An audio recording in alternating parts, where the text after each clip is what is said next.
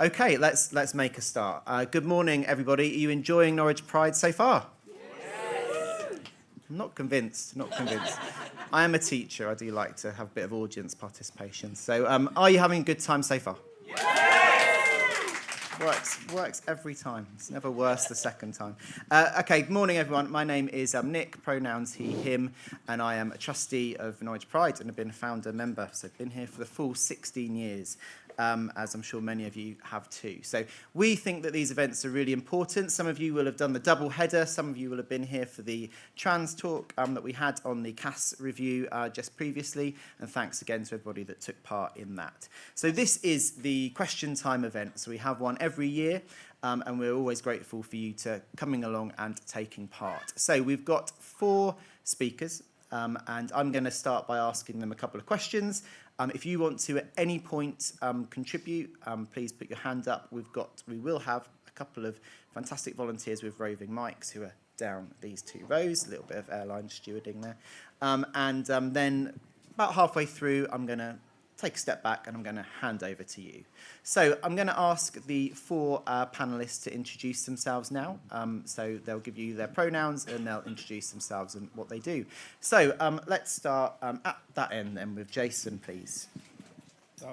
Hi, I'm Jason Okundaye. I'm a writer from South London. I'm also the author of the book Revolutionary Acts, Love and Brotherhood in Black Gay Britain, which is a social history book about black gay men in Britain. Brilliant. Hey everyone, I'm Hallie Clark. You may have seen me on last year's season of Big Brother. I'm just a trans girl from South London, to put it quite short. And I'm happy to be here. I love seeing the community come together. Nice. Hi, Charlie. My pronouns are he, him. I'm a local. I am a composer, songwriter for a lovely theatre company called The Common Lot, who are all off at Latitude. And I also musically direct Sing with Pride and various other groups around Norwich. And I've just been elected as a councillor as well. So, yeah, cool. Thank you.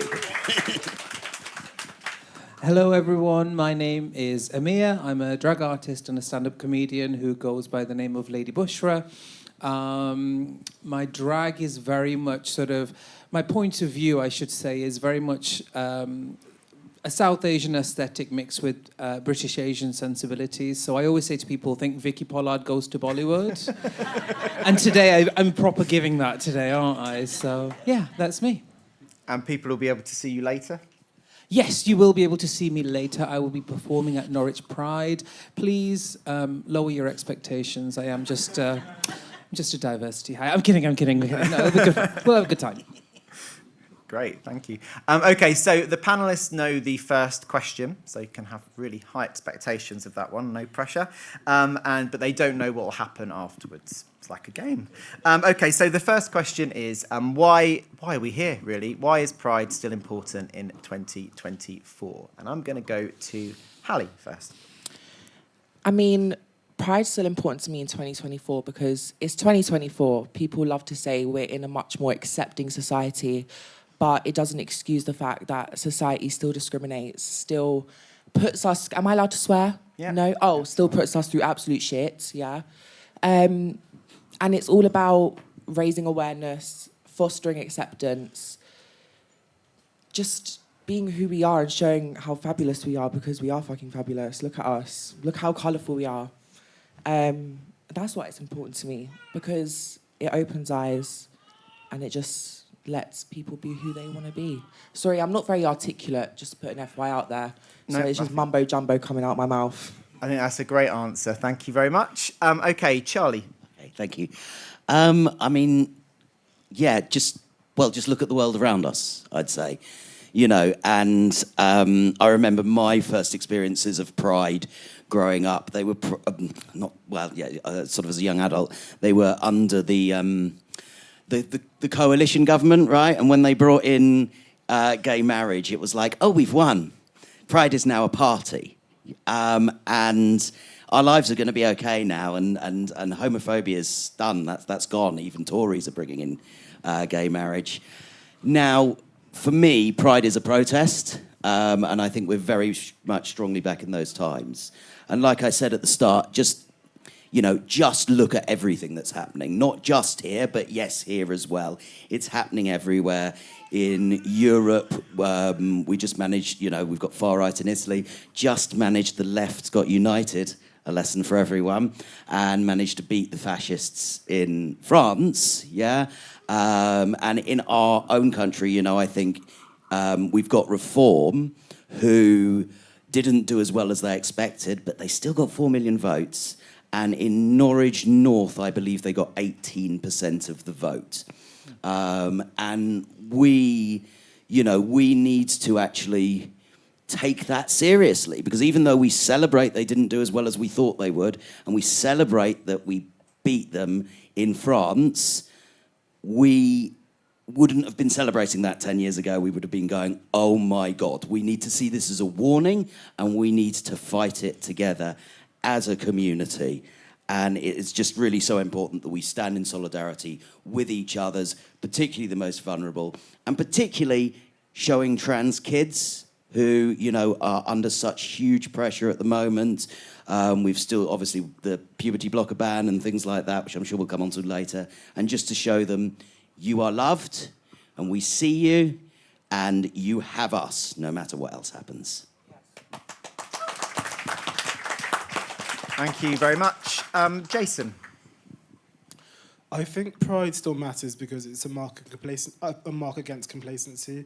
I mean, the first Pride March in London took place 52 years ago under a completely different political context. And we're here where there's been a great transfer of power at the top, and yet there are still the persistent issues which are to take place under this new Labour government.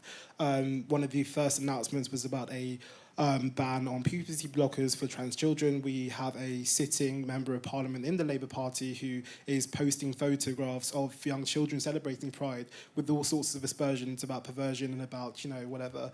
And I think that the politics which is taking hold in this country, particularly peddled by the far right, is about natalism. And, that's about things like, the falling birth rate and the future of the family. And we know historically, and even from present discourses, who that includes and who that excludes, and who is going to be pursued as someone who is kind of corroding the image of the family, and who is going to be kind of like denied the kind of autonomy and dignity to live as their true selves in this kind of service of what people want for the nation. So I think that, Pride, I never play down the fact that Pride should be celebratory. It should be something that is fun. When I go to Pride, I'm mostly there about having a good time, and there is no shame in that. But Pride mainly means that we cannot lose sight of the fact that no matter how much the political context changes, no matter what wins or gains that we make, we cannot ever be on the back burner. We can't deny the fact that our rights can slide back and things can change quite rapidly. Absolutely. And finishing this question, Lady Bushra. See, for me, it's a little bit of a dichotomy, because in an ideal world, we wouldn't need pride, right? Because it's to do with identity. And if we take identity out, if we take our egos out of it, I'm a spiritual woo type of person, but in an ideal world, you wouldn't need it in that regard. But one of the reasons why you do is for that very same reason. It is identity, in the sense that there are people out there that want to erase your identity. When things start getting really good, I often see this argument come about, and that is, why do you need it? Why do we need to know? And then something happens that completely reminds you as to exactly why you need it. Me and my husband, we're podcasters. We have a sizable social media following, probably close to 1 million now. And so we're used to the good, the bad, and the absolute dregs of society dragging us on social media. And you develop thick skin, and you get over it. But I was recently performing at a Pride, and it was a free Pride, and these kids, I kid you not, they couldn't have been older than 16 years old, and it makes me sad saying this, but they were on their bikes and they paused and they started calling me Puff, and they started calling me all sorts. And I completely froze in the moment. I recovered well, but I was like, oh, this is the reason why we have it, because there's youngsters out there that see you as lesser than. They do see you as people. They see you as somebody not as an artist, not as a creative, not as an entertainer. They see you as somebody with mental health problems because you have the nerve to express yourself exactly the way that you want to express yourself. And, so it's really, really important to have pride in order for us all to know that there's more of us out there. I grew up in a very conservative Muslim household, and I wouldn't blame the religion because my parents were kind of crazy, so it was borderline cult. I kid you not. One day I'll write a book about it. But, for me, nobody else existed. And then seeing people like yourself gives me the reassurance that there's more of me out there. And I think that's the main reason why Pride is really important. Brilliant, thank you. Just to be clear, that incident happened within the Pride event. It wasn't... Yes, yeah. It happened within the Pride event. And the police were great, so it was documented and what have you. I decided not to press charges. I don't know why I'm disclosing this, but I decided not to. But the Pride were very, very supportive. Yeah. And hopefully they can be educated in the correct way. OK, so we are done with question one. We're now going to throw some chaos into it. So nobody knows what's going to happen apart from me. And maybe even I don't. Who knows? OK, so Charlie touched on the recent election and the election results. So the second question is, and just a reminder, feel free if you want to contribute. We would love to see you contributing from the floor, and later there will be a chance for you to ask questions as well. So question 2 is on the recent election results. What should the new Labour government do to support the LGBT community? What should its priorities be? I'm going to start with Charlie. Throw Wes Streeting in the sea. I mean, like, even better then. I think, everything they're not doing, essentially.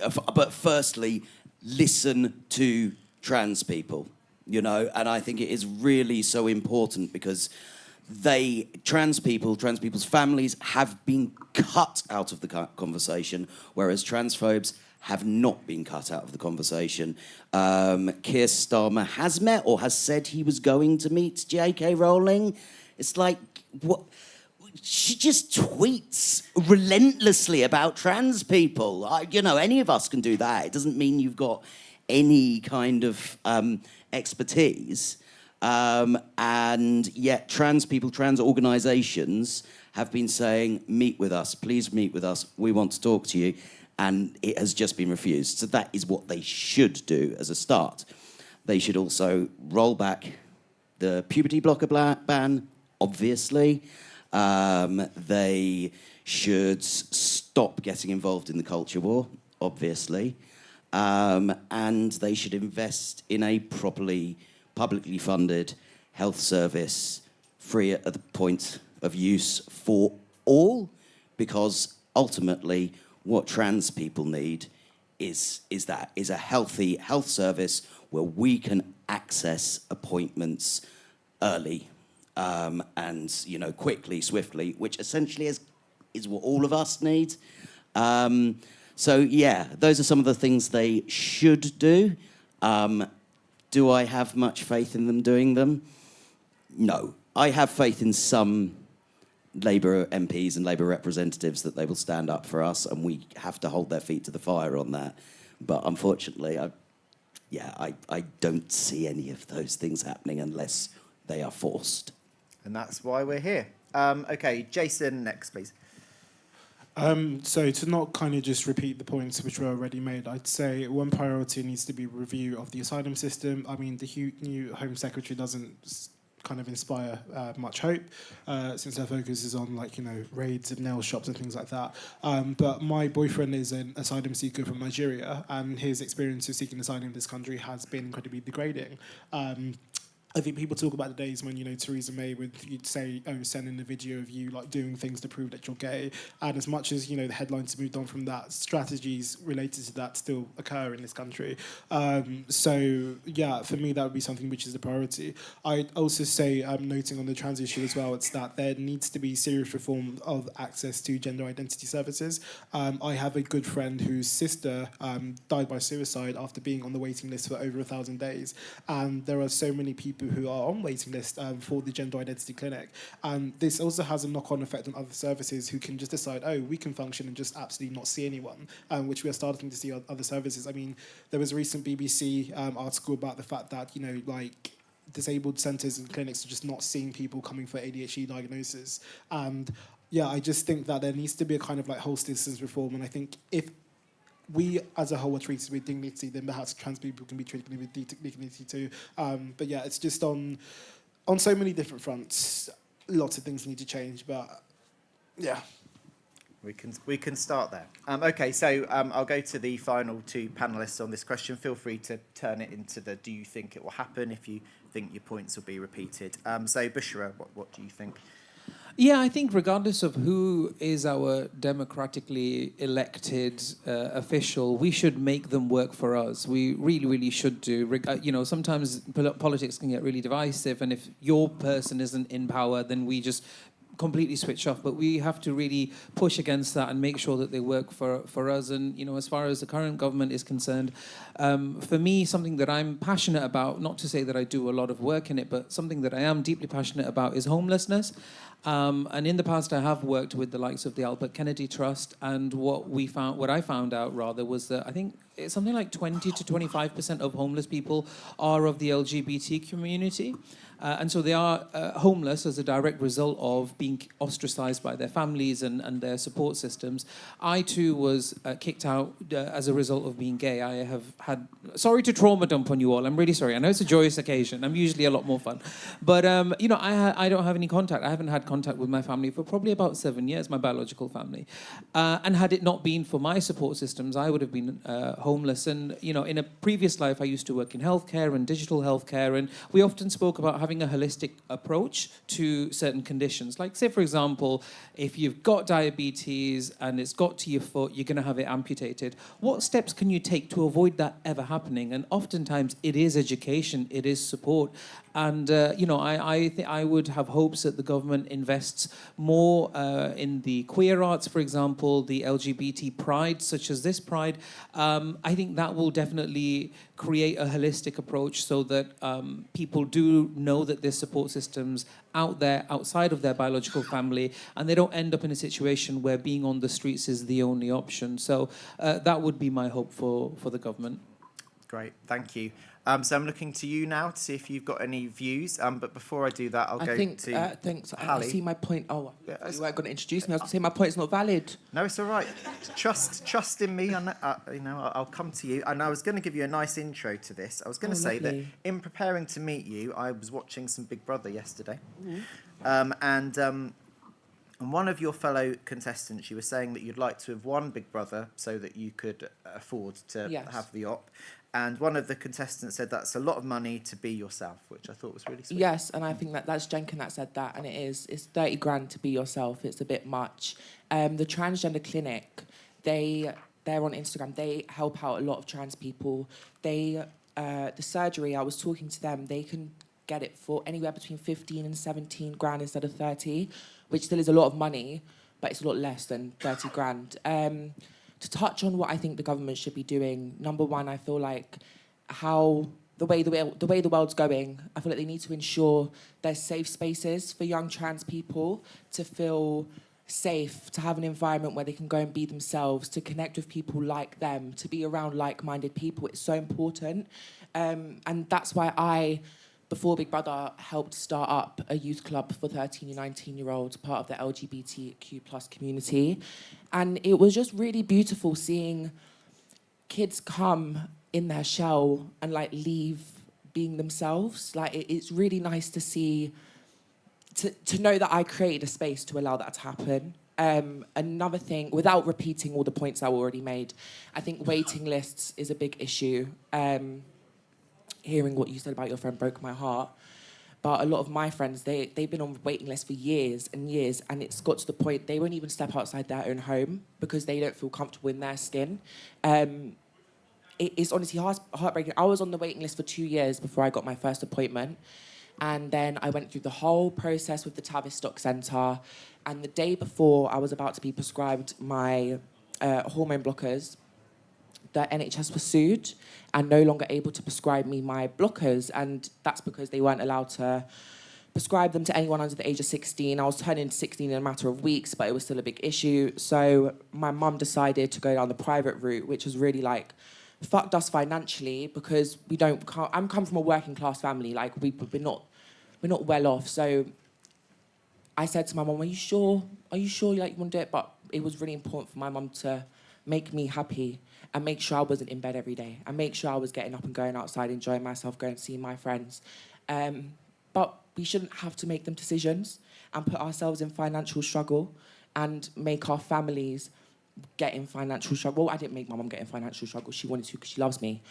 But it's just heartbreaking that we have to, like, go the extra mile because they won't cater to us. Like, we're not pawns in your sick game. We're people, and we have an identity, and we will be seen, we will be heard, period. Well said, well said. OK, I'm really interested to see what you think. So any views? Thank you so much for having me. OK, right, OK. So, OK, I'm going to turn now to our MP for Norwich South, Clive Lewis, who's put his hand up to speak. So, how do you think the Labour government will do? What do I think it... Well, I actually was just sat here writing a list of what it's done in the first kind of 10 days, and that's just off the top of my head. So it's just announced another probably £10 billion for public sector pay rise for millions of public sector workers after decades of pay cuts, which is something I think we can all welcome. Onshore wind restored, GB Energy, which will be investing billions in green energy, and it will be publicly owned, which was in doubt. A holistic child poverty strategy. It would have been better if we got rid of the two-child cap immediately, but I'm confident it will. Arms sales to Israel are likely to be stopped. The ICC arrest warrant legal challenge and the block there that the last government was putting in to be stopped. Acting of freedom of speech legislation for higher education going. I mean, that's just in the first few days. But I think on this issue, what do our elected representatives need to be doing? They need to be representing people. Trans rights are human rights. I've always believed that. But this is something that's been missing from the conversation. Your struggle is also part of a class struggle. And I read everything from the environment, racism, and your struggle is part of the class struggle. And I think the reason I say that is that there are people in this struggle who say they're in this struggle, but actually you have to look at their class politics. And I think that's where you have to root yourselves in good class politics, because what we're seeing is the mainstreaming of so many ideas. And on the issue of trans, of the CAS report, of puberty blockers, what you see happen on racism is that the far right will say something. And then what happens is mainstream politics try to triangulate on that and come up with something reasonable that everyone can accept. So Rwanda flights, we're not going to push the boats back, but we'll have deportations to Rwanda. Well, then the far right say, well, if we're going to have deportations to Rwanda, why don't we make it 2 million, 3 million people who aren't quite British? And on it goes and on it goes. It becomes more and more extreme. So at some point, you have to draw a line. And that's what you should expect from your elected representatives, to draw a line in the sand and say, we are not moving beyond here. Because I think Charlie hit the nail on the head. The rise of the far right, it isn't inevitable, but it is a really dangerous turn of events, which I think we have to really take seriously. So that's what I would say. Expect the best from your representatives, but also understand you're in part of a wider struggle, and it's part of the class struggle. Thanks, Clive. Before I let other people speak, I just want to talk very briefly to Norwich Pride's decision to not allow the Labour Party to bring their banner this year. People were talking about it in the section before. And my sense is, and it was borne out there, but maybe the people that aren't happy about it are sitting there quietly, I don't know. But most people seem to think that was a good idea. But it was a difficult decision for us to do. Unfortunately, we've had quite a lot of difficult decisions to make in the last couple of weeks.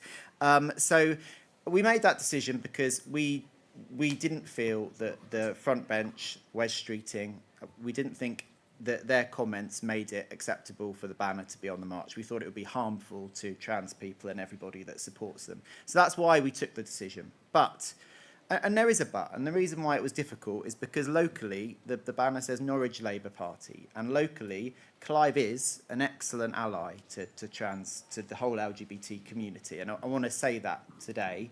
And we had a meeting with the local Labour Party on Monday. It could have been a difficult meeting, but Clive intervened really well and he stayed in touch with us. And that is what allyship should be. He's not sulking, he's not refused to come. He's come today, he's listened and he's taken part. So, I think we are lucky to have Clive in Norwich. We do have some good representatives in Norwich, people like Charlie too. So that's why we've taken the decision, but we will continue to work very much with the Labour Party in trying to, put things right and do all we can. There are lots of really good allies in Norwich Labour Party. There are lots of really good allies in Norwich Labour Party. It's not just me. There are people in the Labour Party who are now going to work with the LGBT community in Norwich to work on a programme so that next year our banner can be here flying, proudly with everyone else's, and that's what we're going to strive for. That's what good allies do. We work together. Brilliant, thank you. Okay, did we have some people wanting to speak over here? I think the person in the second row was first. Hello, my name's Rob. I'm not trans, but I decided to try and show some allyship starting about a year ago. I can't really remember why. Something triggered it, but I decided I was going to start wearing a trans flag everywhere I go. And it was very interesting, or interesting is one word for it, the experiences I had just as an ally wearing that. So last Sunday, I was walking down Gentleman's Walk with this flag. Someone came up to me, started following me, shouting at me, accusing me of being a paedophile. He then assaulted me and stole my phone. This is the second flag I've had, because the first flag I had got stolen off my back and thrown in a bin. Someone called me the T word yesterday on a train. I've had all sorts of rolling eyes and people swearing at me under their breath. It's just... And the thing is, I'm the lucky one because I can take this off if I'm scared. If I really, really, really need to, I can take this off and I can just be some random guy on the street. And other people are not in that situation. And what I would like to see and what I think we need is from the people who are allies and believe themselves to be allies, we have to show, we have to publicise, we have to be proud about our allyship and actually show the world and be kind of quite not outspoken, well, yes, outspoken, but also just be very, very open and vocal about it. And that is the way in which we have to change society, because society needs to change, and it's those allies that have the power to do that if they felt able and willing to speak up. So that's what I wanted to say. Can I just say, big up yourself for that, because you're very strong. And I also just want to know, are there any consequences, like, legally for discrimination? Like, can you... Yeah. Prison time, jail time, ? Theoretically, yeah, it's hate speech, isn't it? I feel like the reason people are so comfortable to give hate speech is because they feel like there are no consequences. And I feel like there needs to be more of a consequence. It's disgusting. I think there's a variation in how well such things are enforced.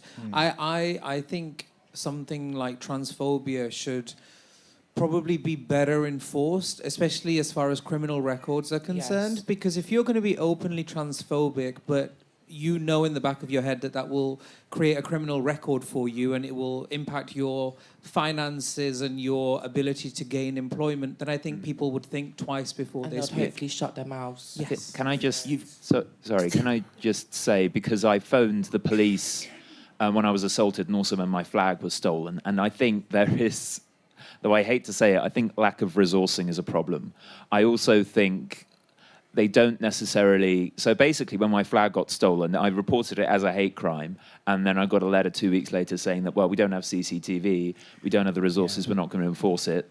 The assault investigation is hopefully still ongoing, but without the resources and without taking these things seriously and without any kind of belief there's going to be a conviction, they're just not going to pursue it, because there has been so many cuts to policing that we don't live in a safe country anymore. There's also the fact that queer people don't trust the police, and rightly so. They are institutionally homophobic, transphobic, and racist, as, you know, we very shockingly saw just recently in Manchester Airport. And, you know, we've had some people from the Police and Crime Commission coming up to us recently, actually trying to engage and saying, why we're doing this report on domestic abuse, and the two communities we haven't been able to get to is refugees and trans people. And it's like, well, yeah, there are some very obvious, and I won't go on about that now, but there are some very obvious reasons. And there have been some examples of queer people in Norwich going to the police after street harassment from the far right, people they know who they are, and nothing was done. Nothing was done about it until it was councillors who started getting harassed, you know, i.e. the important people. Okay, thank you. I think somebody wanted to speak there. Yeah, I just wanted to... My name's Kate, by the way. I just wanted to sort of pick up on something that hasn't been mentioned yet, and that is Keir Starmer's position on single-sex spaces and choosing to discriminate against trans women. As somebody who... I work for a sexual violence charity, and I'm also somebody with lived experience of rape and of sexual violence multiple times, and I think it's really important that we say with our MP here that, you know, that I'm not threatened by trans women being in the same toilets or in the same changing rooms as me. I'm threatened by fucking bigots, and it is Keir Starmer who's being complicit in this. And I think I would ask you, Clive, to please push him on that and actually sort of be a voice for those of us who actually say we don't want TERFs in our fucking bathrooms. We want trans women.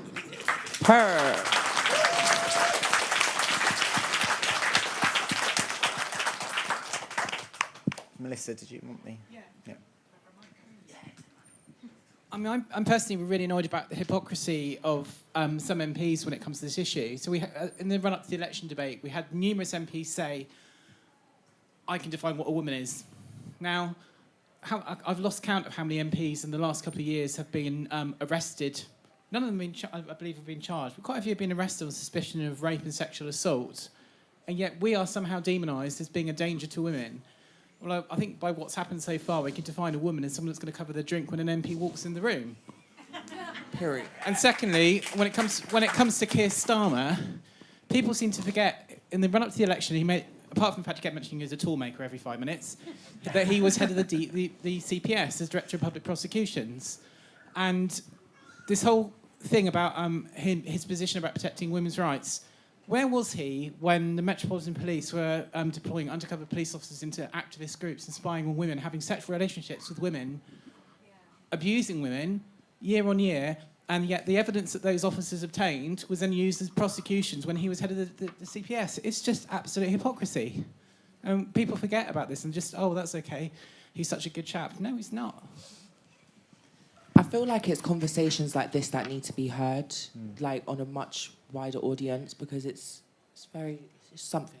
Well, it is being streamed, so... It's being streamed, I didn't know. Hopefully Hey, Keir everyone. Starmer's watching it and you know, so... Yeah. I'm not sure too many people often see it, but maybe this year will be different, right? So, okay, so I'm going to stick with the theme of allyship, because I think that seems to be something people want to talk about. And we've had a lot of discussions around allyship. So firstly, in terms of the personal, so the story you shared of the work you've done, but also in terms of bigger organisations like the Labour Party, like companies which ally themselves to Pride. So the question is simple, but you can take it to whichever of those places you want. So the question is, what makes a good ally? Bushra, if you want to kick off. I think for me, what makes somebody a good ally is somebody who sees you as equal. Like, say, for example, if we take the whole discourse around trans people and trans identities, you know, I grew up with my late grandma. Her best friend was a trans woman, and that was in Pakistan back in the 90s.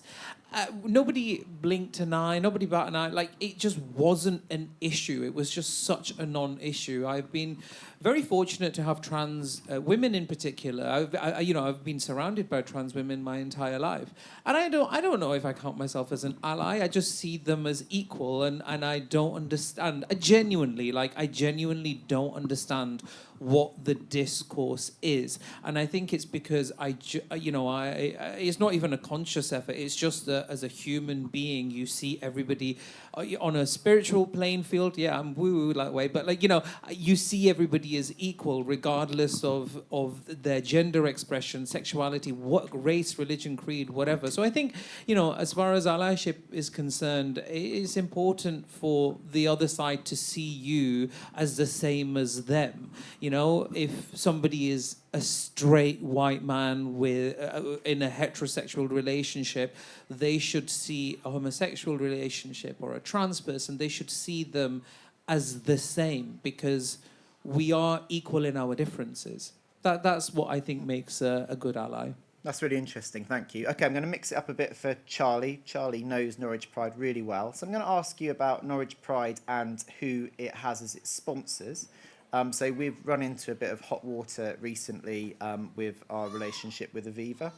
I also want to say, sorry, I'm spending too much time giving statements on Norwich Pride things, but this is the way the last 2 weeks have been, and we're very open as an organisation. So first of all, I want to say that Aviva locally, that there's obviously no issue with the people that work for Aviva, and sorry for any upset that they've had over the last week or so.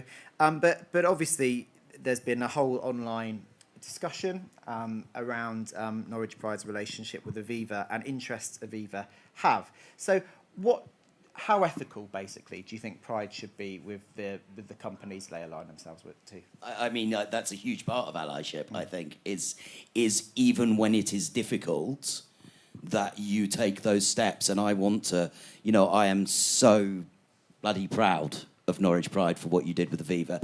Aviva gave Norwich Pride an awful lot of money. They weren't aware of the investments when a group, I think it was Norwich Trans Pride, found out about Aviva's investments in arms, basically companies that were arms sale to Israel. Norwich Pride dealt with it and got rid of Aviva as a sponsor, immediately, and absolutely. And that is what allyship is. You took an action that was difficult for you, and you did it anyway. And I think it is so important that we look at ethical sponsorship. And I think, that is always difficult and evolving, because, we live under capitalism, and it is sponsorship's about money, and it's so difficult because there are no ethical or very few ethical companies. If they are, they're cooperatives, they're worker-owned. There is no ethical way to be a CEO. I'm sorry, but there isn't. So maybe, I don't know, obviously I'm not here to advise on this, but maybe we look at smaller sponsorships. Maybe we look at trade unions. Maybe we look at groups that understand our cause and support the cause of Palestine as well, and free Palestine, and, try to work together as a community to make sure we're never in a position again where we have to say, we've got to get rid of these people because they're helping genocide. Yeah, I think the answer is deeper community engagement, isn't it? But I was really struck by something Norwich Trans Pride said to us, that, they said bigger isn't always better. And I think we can sometimes think, well, last year we had 16,000, can we try and get 20,000? Does that make the event better? Maybe not. But then I think the people that are here in the room are probably the percentage of people that come here today out of 16,000 people that care deeply about these issues, and there probably are quite a lot of the community who actually do want us to have more money to spend on things. So the answer is community engagement and talking it through, isn't it, always? Okay, Hallie, what's a good ally for you? You kind of came back on the point that was made from the crowd, but do you want to build on anything? Without repeating the last 2 points, when I was in school, to me, my friends were great allies, because when I was too scared to like stand up for myself, if I was being called names or like discriminated against, they would stand up for me. And to me, that's like a great ally, because you're defending me in a time of weakness when I can defend myself. I think standing with us in protest, that's being a great ally. Just standing for what's right, to be honest, and just slaying. Totally, we're all doing that right now. Okay, and then just to end this section, Jason, so flipping it the other way, we've seen here that showing solidarity with Palestine is very important. We heard No Pride in Genocide shouted out from the crowd. Which groups do you think the LGBT community should be showing allyship to?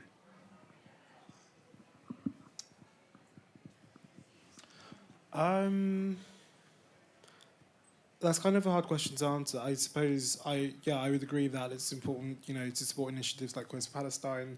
It's also important for us to kind of have like solidarity amongst like kind of like intercommunally as well, intracommunally.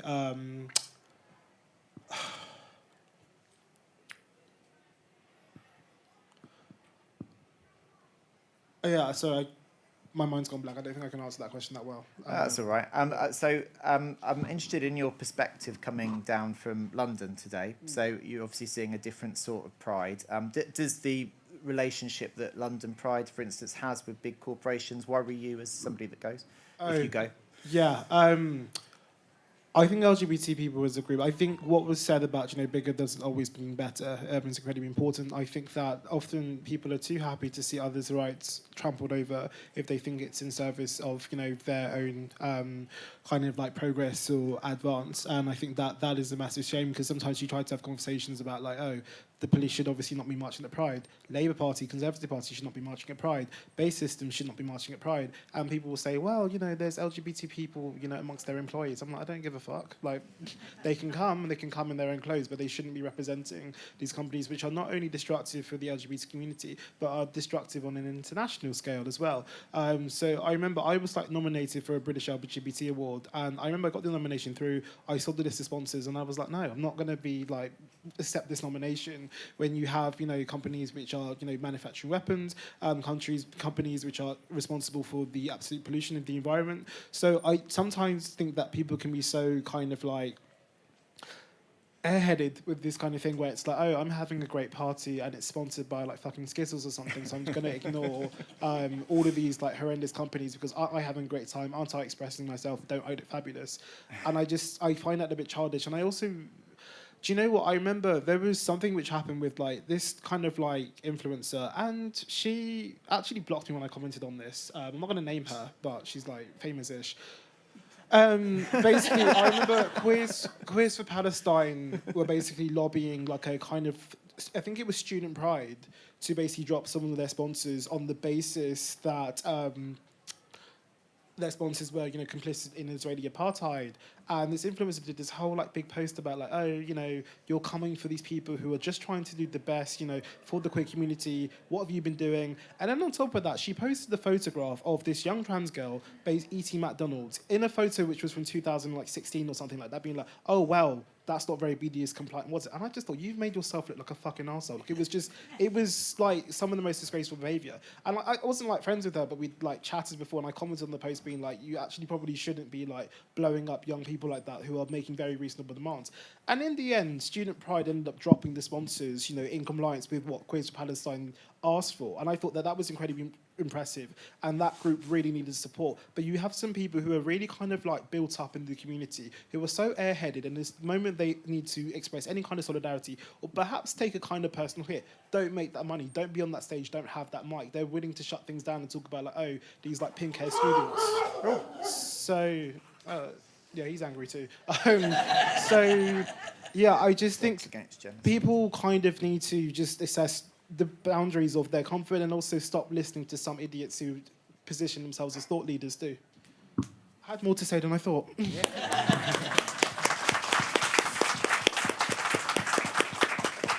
Great stuff. Okay, so I can carry on, but does anyone want to ask anything from the floor? Yeah. I'd just like to make a quick comment regarding who the LGBT community should and ourselves to, and I think one term that should be brought up with this is neurodivergence. Yeah. Neurodivergent people are statistically more likely to identify as LGBT than our neurotypical counterparts. And speaking of my personal experience, when I got diagnosed with autism at the time, Asperger's, I got basically no support from the NHS. All the support I had has come from a local charity, Asperger East Anglia, and they are currently struggling to keep up with that level of service because they're just not getting the funds. Thank you, that's me done. Yeah, I just think it's really important to kind of like acknowledge when we're asking, as you pointed out, a huge amount of LGBT people are also neurodivergent.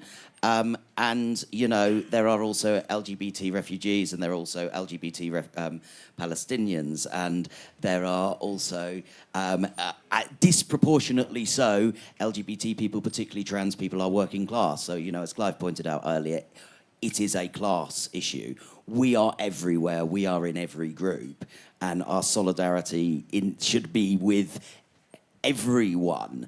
I mean, when I say everyone, I don't mean TERFs and Tories, you know, obviously. But you know, in terms of who you are, a refugee, Palestinian, queer person, whatever, working class, we should all have that solidarity.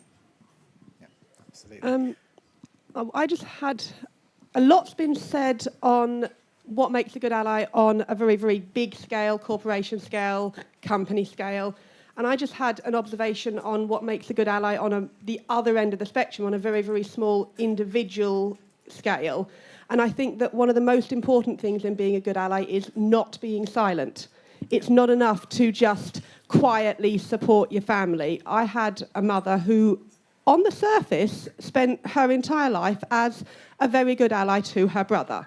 She was supportive, she was considerate, she accepted him. On the surface, she was a very, very good ally to him. And yet, she gave me a very, very heteronormative upbringing that ultimately did a lot of harm. So if you looked at her and her brother, you could say, oh, she's an amazing ally. But she wasn't, because she was silent. She only expounded, she only spoke about heteronormative things. She only taught me the straight way to be. She didn't teach me that there was multiple options. She didn't teach me a broader thing, and that ultimately did a lot of harm. So I would say that the most important thing is to not be silent, especially with the youngest members of your family. That's what makes the best ally on an individual level, is to be loud.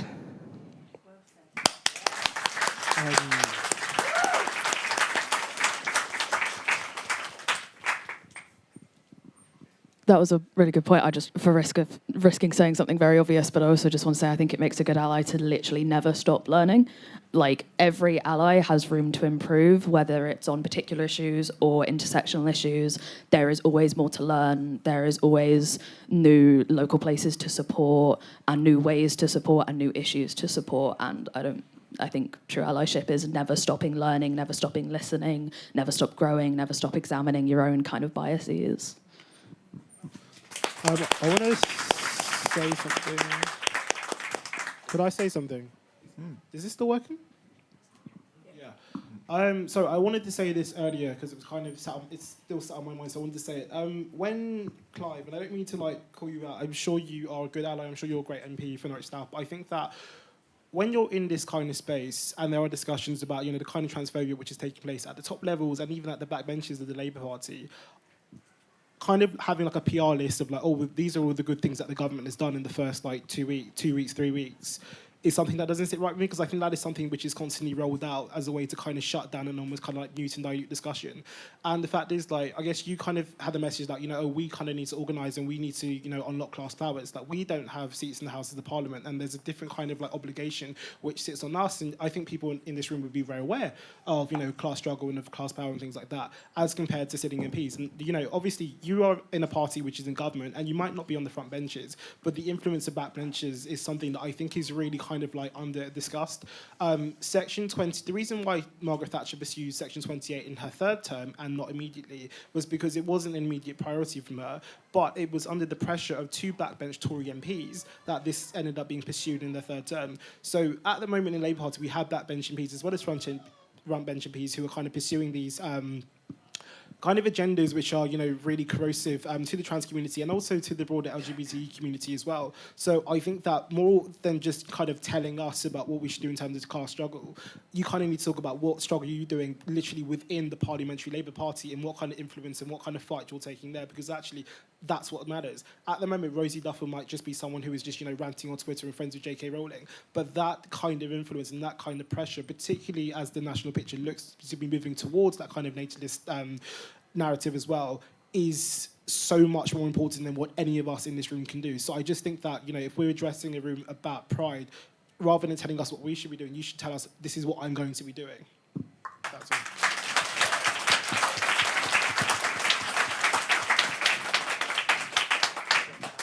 Appears from nowhere, thank you.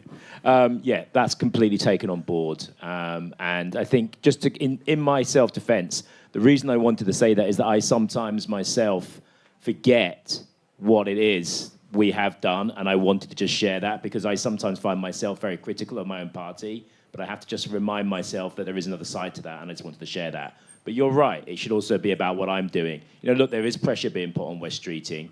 He held a meeting with MPs. I know Nadia Whittam and others really pushed him on what he's doing. So those kind of discussions are taking place behind the scenes. But I didn't want to come to Pride Question Time and tell you that we were doing things but perhaps you can see what's happening, you can see what's being said, and I didn't want to give you a false perspective that it was all going to be fine because myself and others were on his case and it was going to work out. But you're right. That is happening, and I did want to tell you that. Those conversations are happening. Wes has directly messaged me. It was more of a warning shot, but he has directly messaged me already to say that this is the position. So he is feeling that pressure, and it is taking place, and it will continue to take place, because that's the narrative, that's the debate, that's the discussion that needs to happen to move them into the right position.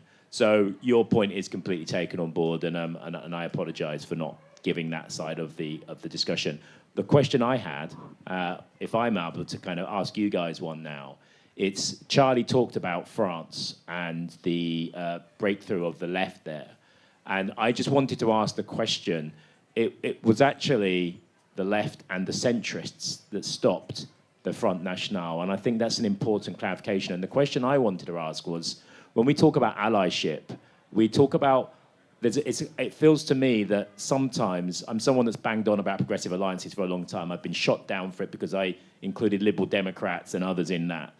And I think when you're talking about the rise of the far right, and it is happening, it is dangerous, it is big, how are you going to potentially expand and redefine what allyship means? Because at some point, West Streeting may be someone you need as an ally, or people who do not agree with you on everything are going to be part of that coalition. And I'm just trying to work out, if you're facing people who hate your very existence, then people who don't agree with you on everything are themselves at some point potentially going to be allies. And I just want to get from you on the panel, is there a space for allies who are having difficult conversations with, disagree on some things, but understand that needs must? I'm just trying to find out where your heads are on that. Okay. Charlie, do you want to go first? Right, so first thing on Wes Streeting. Wes Streeting is a dangerous man whose actions will cause death to vulnerable children. He is not and never will be my ally, and he is it within 500 votes of losing his seat. Let's get a whole bunch of queer people down to his constituency, or rather up to his constituency, in the next general election, and let's elect a better ally than Wes Streeting. Say what you mean, Charlie. Say what you mean. I do. Hallie. Sorry, can I quickly? Sorry. I do, however, take your point about France and about it being important to work together with people that you don't always agree on or don't always have exactly the same agreement. And it did strike me in France because Firstly, the left did unite. They united very, very... the reason I spoke about the united left is because it was very fractured before. And they all just got together and basically formed a new party really quickly, But also, leftists stood back for moderates where they could win, and moderates stood back for leftists where they could win. And that's actually quite unusual, because history shows us that in the face of the far right, liberals usually actually side with the far right rather than with the left. That's happened time after time after time after time. But, yeah, I think there is importance, and there's importance to be had in conversations with people. I'd be more than happy to have a conversation with Red Streeting if he was ever actually going to open his door and have that conversation. But unfortunately, he's not. You're here. That's great. That's great that you're here and that you're listening to us.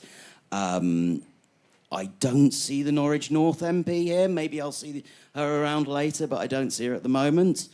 And I think, it's important that we work together even when we don't agree, but there are some fundamentals, and allyship is about listening, and the likes of Wes Streeting, he's not listening.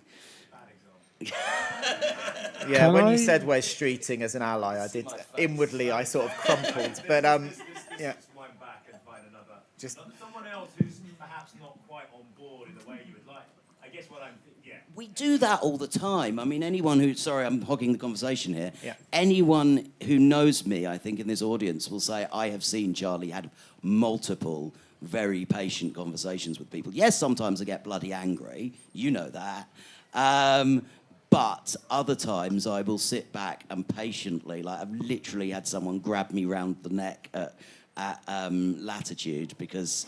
I was having a buzz out when he sort of suddenly came over and went, I don't get this they, them pronouns. And I went, oh, okay, well, let's, I had a calm conversation and that was too much with him. Now, some people do take calm conversations, but it is important to understand as a trans person and a politically aware trans person, I am more of an expert on these things than you, for example. So, if you were to come to me and go, I'm not sure how I should vote on this, I think it would be on you to be like, okay, and I think Charlie's probably got more expertise than me, so therefore I should listen. Maybe I'll disagree, but he's probably the more expert voice. Does that make sense? On most things, Charlie. On most things, yeah. Okay, I will let other people come back, but I'm just going to do a little time check. It's 12 o'clock and the march is in an hour.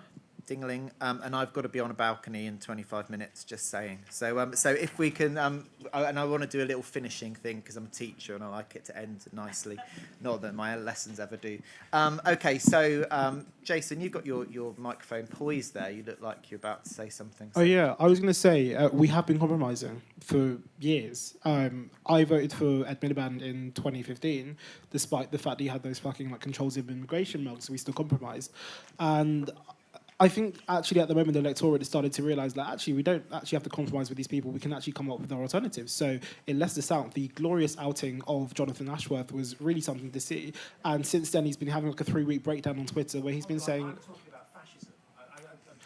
I just want to push back. I'm not talking about centrists and the Labour Party. I'm actually talking about bona fide fascists who are now in Parliament and growing. And I don't... I understand the mainstreaming of things, but I wanted to I'm asking you, there's a kind of extreme element now not entering into politics, but it's here. Is there ever a day that you could see where there are some people whose politics you really don't like, but in order to be able to stand up against fascists who would have some of us killed, that we compromise? And that's the level I'm trying to find out. I'd appreciate if you let me finish because I'm answering to that. The fact is that people on the left have been compromising for a very long time. They've been incredibly bashed by centrists. Most of that fight has taken place within the Labour Party. It's also taken place outside the Labour Party as well. So the truth is, as compared to France, there has been such an erosion in the nature of coalition building in this country between left and centres because we have been excluded so much. You have a generation of young people who were just incredibly optimistic and hopeful about their futures, who were basically kind of smeared as anti-Semitic, as stupid, as, you know, all sorts of kind of really horrible things are now kind of really down in the dumps in it. So when it comes to kind of organising against fascism, people are actually looking at left-wing alternatives, or they're looking at alternatives outside of the centre, because the centre is also making very clear, no matter what kind of fascist threat there is, we still don't want you. So the fact is, Nigel Farage announced, you know, the fact that he was standing for reform. People knew, okay, reform is going to get like an incredible surge of votes, but there was still no kind of concession, no kind of olive branch made for the left. The entire election campaign, a lot of it still linked into this kind of hippie bashing. So my entire point is, you can kind of come here and say, well, are you guys willing to compromise? I think from like the history of like kind of organising this country, it's been very clear left-wing people have been willing to organise.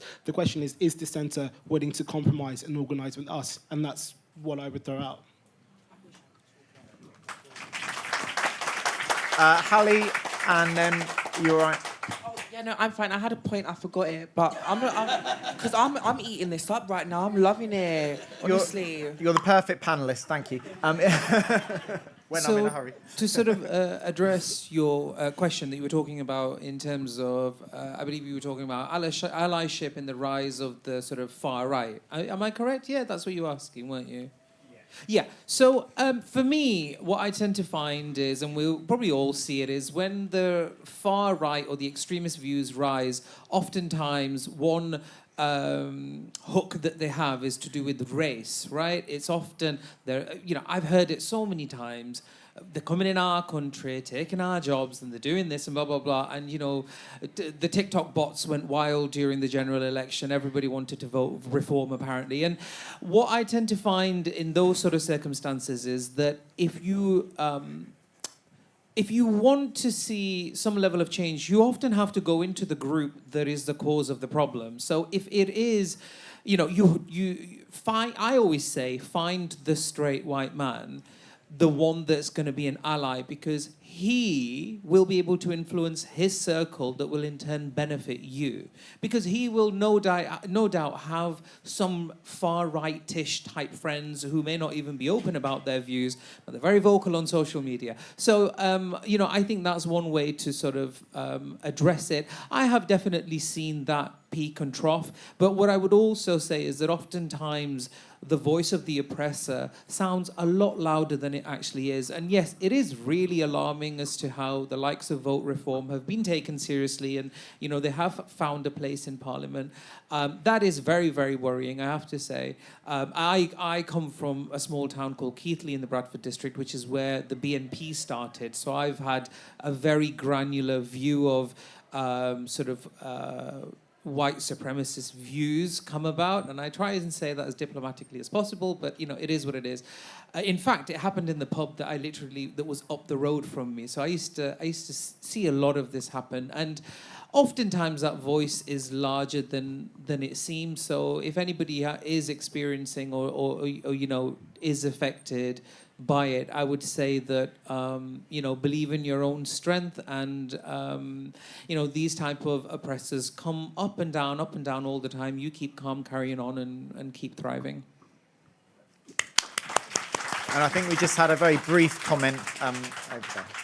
Yeah, I also just wanted to come back on to the point that you made, Clive, about the sort of uniting to fight the far right. And I think, of course, it's like important that, sometimes strategically you might have one candidate step down for another candidate, in order to kind of keep the far right out. But I think there's also, like, those decisions need to be made within the broader context and with a sort of an appreciation of the structure, like the sort of broader political landscape that a lot of the time, we say the word centrist and moderate and things as if, it's kind of a bit tepid tea. It's not great, but it's all right. You can drink it if you really must. But actually, for a lot of people, it's actually something that is, centrist policies have ruined people's lives, like in the name, in things like austerity. Centrism is a catalyst for the far right. It's not something that, So I think that also needs to, you can have both and, right? Both and. Okay, thank you. Okay, I am aware that we are running 7 minutes over, and you've been really good. If this was my class, they would have gone right out. Sorry, your lesson might have been brilliant, but I need to get into lunch queue. So thank you for staying. So I'm going to invite, this might be a challenge, but it's a challenge I'm going to set to the panel. I know they can do it.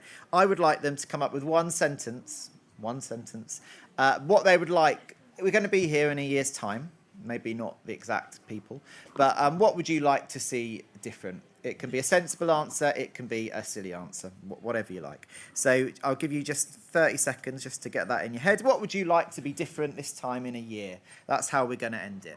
The size of my bum. Sorry, say again. The size of my bum. Okay, good, right, brilliant. Okay, good luck with that. I hope it goes well. So just while the others are thinking about that, so I thank you. It's been really interesting for me to host, and hopefully you've got something from it. I think the things that I will really take from this is I think we've really done the question of allyship very, very deeply. That's something that's very important. I can't remember in all the 16 years having such a deep question about that. I think we're all completely united that we must have complete dignity, respect and safety for trans people and everybody in the LGBTQIA+ family. And the final thing I've learned is when you're bringing up allyship, never bring West Streeting into the conversation. That's Clive's big thing to learn. Okay, Hallie, do you want to say anything else? Is it just the size of you? No. I hope that next year this room's packed like sardines. That's what I hope changes. Great. Okay, we'll order some sardines. Brilliant. Jason, what would you like to see look different? I hope there is a serious, organised kind of like left-wing challenge to power in this country that is viable. Absolutely. Before we finish, can I just say, I know there are two people to come to. Can I just say Jason's book, Revolutionary Acts, is absolutely brilliant, and the Book Hive have got some extra copies in for Pride, so go along and get it. It's really, really fascinating, and there's a great interview of Jason on Novara Media if you want to look into that in more detail. Bushra. In a year's time, I would like to #manifesting. I would love to see. I'd love to see a drastic reduction in homelessness and, still one sentence, and better mental... furthermore to my last email. No, I would love to see much, much better support around mental health issues. Great. And just because I know it'll be such a challenge for you to do one sentence, Charlie. Oh well, no. I kind of agree with you. The glorious non-hierarchical left-wing revolution, led by me, obviously. Well, we're going to be marching. Who knows? This could be the start. So please give a huge round of applause to our panel.